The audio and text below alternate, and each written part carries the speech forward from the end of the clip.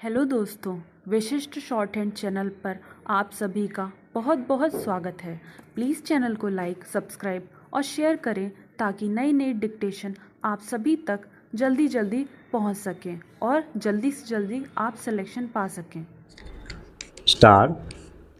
अध्यक्ष महोदय 10वीं पंचवर्षीय योजना पर विचार करते समय सदन के दोनों पक्षों के सदस्यों ने जो महत्वपूर्ण प्रश्न उठाए हैं उन पर विचार किया जाना बहुत आवश्यक है। अध्यक्ष महोदय, 9वीं पंचवर्षीय योजना का अब अंतिम वर्ष चल रहा है और इस योजना के अंदर जो चीज़ें कही गई हैं ऐसा लगता है कि उसके अंदर परिवर्तन करना कठिन है, बदला भी नहीं जा सकता। अध्यक्ष महोदय, कुछ चीज़ें की जा सकती हैं, उसके अंदर आज भी कुल कितना खर्च है यह तय नहीं किया गया, केवल कटौती ही निश्चित की गई है। शुरू में मैं यह कहना चाहता हूँ कि यहाँ पर कुछ सदस्यों ने जो यह प्रश्न उठाया था कि इस पंचवर्षीय योजना का आशय कुछ सरकारी पक्ष से भी बताया है।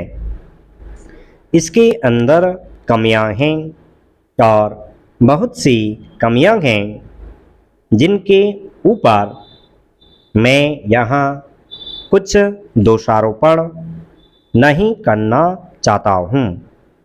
मैं चाहता भी हूँ कि इस तरह से प्रश्न न उठाए जाएं तो ज़्यादा अच्छा है।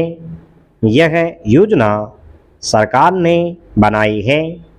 यह योजना मंत्रिमंडल ने पहले बनाई और अनुमोदन होने के बाद भी इसमें कुछ कमियां रह गई हैं, तो यह कमी रहने का दोष किसके ऊपर है?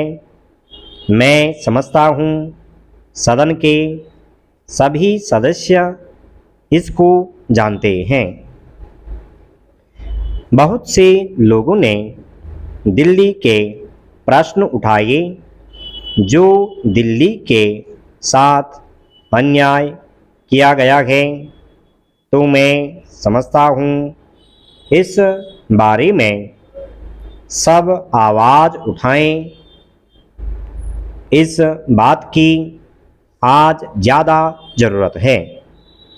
मैं यह कहना चाहता हूँ भारत सरकार से या जिन्होंने ये सारी योजनाएं बनाई उन्होंने वास्तव में यहाँ के साथ बड़ा बुरा किया, यहाँ के साथ अन्याय किया, क्योंकि उन्होंने इस पंचवर्षीय योजना को बनाते समय ध्यान नहीं दिया कि क्या योजना बना रहे हैं, गलत बना रहे हैं या सही बना रहे हैं, इनसे क्या लाभ हानि होगा, इन सब बातों पर उन्होंने विचार नहीं किया। तो मैं समझता हूँ ऐसी परिस्थितियों के अंदर यह बात ठीक नहीं है। ऐसी दशा में जहाँ पर 5 वर्षों में आने वाली योजनाएं बेकार बनकर रह जाएंगी, जो कटौती निश्चित की गई है उसको समाप्त करना चाहिए ताकि दिल्ली को हम अंतर्राष्ट्रीय स्तर का एक आदर्श नगर बना सकें। यह बहुत ही आवश्यक है यदि हम इस स्थान की उन्नति चाहते हैं। इसलिए अब मैं अपना कथन इन शब्दों के साथ ही समाप्त करता हूँ। अध्यक्ष महोदय, आपने मुझे 10वीं पंचवर्षीय योजना पर बोलने का अवसर दिया। इसके लिए मैं आपका आभारी हूँ। आपने मुझे कम समय दिया, इसके लिए भी आभारी हूँ। अभी मेरे से पूर्व कुछ सदस्यों ने हम पर यह आरोप भी लगाया कि हम योजना में विश्वास नहीं रखते।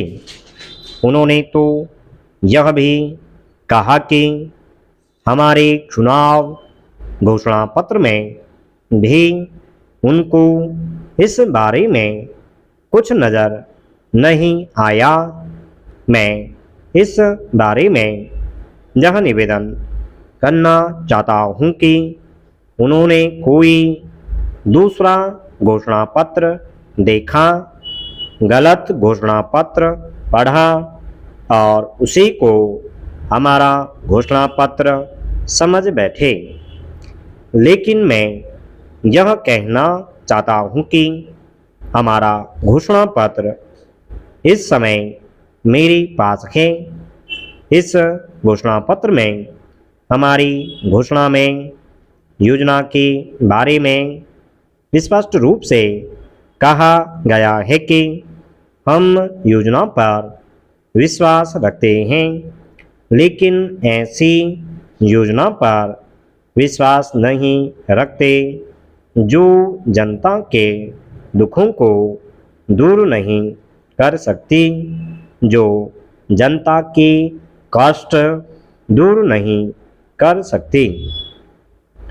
आज तक जितनी भी योजनाएं बनाई गई हैं, जिन्हें हम पहली पंचवर्षीय योजना, दूसरी पंचवर्षीय योजना और 10वीं पंचवर्षीय योजना आदि कहते हैं, और उन योजनाओं में हमने जो कुछ निर्धारित किया उनसे हम जनता के दुखों को दूर नहीं कर सके और जनता के कष्ट दूर नहीं हुए।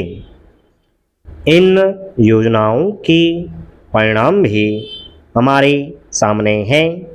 बड़े बड़े अनुभवी बैठे, उन्होंने योजनाएं बनाई, लेकिन योजनाएं ठीक प्रकार से कार्यान्वित नहीं की गई।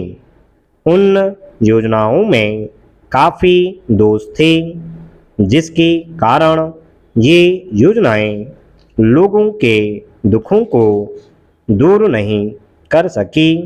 लोग दुखी ही रहे। मैं यहाँ पर कहना चाहता हूँ कि जो हमारी योजना थी उसका परिणाम क्या निकला।